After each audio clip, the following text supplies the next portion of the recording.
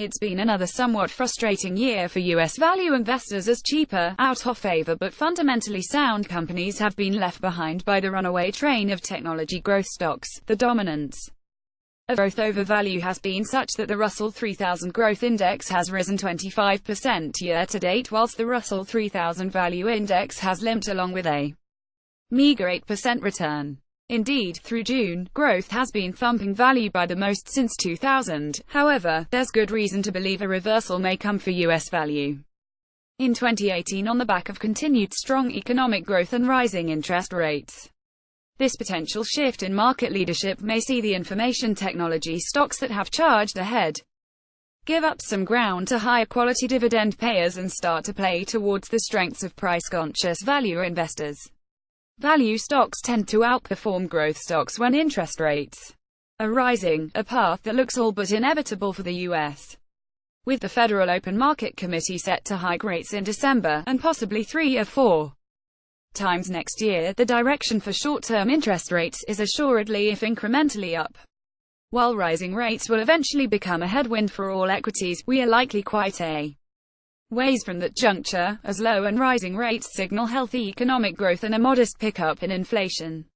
If rates inch up because the economy is healing to the extent that it no longer needs extraordinary monetary support, that's a positive for stocks. In recent months we've seen a welcome but unusual synchronization of strong global economic momentum, a trend which may in time reduce the premium investors are often willing to pay for growth in more lackluster periods. Indeed, in terms of the breadth of global growth, the first half of 2017 was the best start to a year since 2011. A surge in economic momentum in Europe and Japan, solid corporate earnings globally and continued steady performance by the US have helped equities continue to power upwards. Dividend danger zone. Are these high yields too good to be true? With this above-trend economic growth, combined with higher rates of inflation on the back of further tightening in the U.S. labor market, it seems reasonable to expect that the gap between value and growth may finally begin to close. Amongst the sectors that we would expect to come back into favor are financials, particularly banks, which should be beneficiaries of higher net interest margins as rates grind upwards. We have actually been building out our financial services exposure since after the financial crisis, when many companies were priced as if they were going out of business. Of course, that valuation disparity has narrowed, but financials are still priced today at about a 20% discount to the market. As a result, we have found a lot of companies in the space which meet our investment criteria of high quality, attractive valuation and a 2% yield or more. It surprises many people that there are names in this sector that have paid a dividend consistently for over 100 years.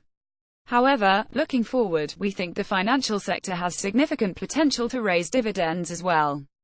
The key to having exposure across financials is remaining well diversified at the sector level to balance risks. For example, I own 6 regional US banks, not because I can't make up my mind about which companies I like best, but because factors such as what happens to a general region of the yield curve or the regulatory landscape could impact each company very differently. The bottom line is that good companies that are attractively valued and pay a dividend will outperform over time, period.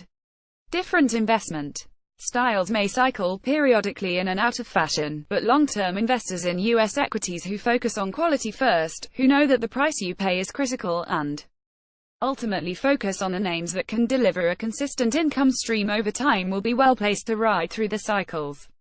Keep up to date with all the latest financial news and investment tips by signing up to our newsletter.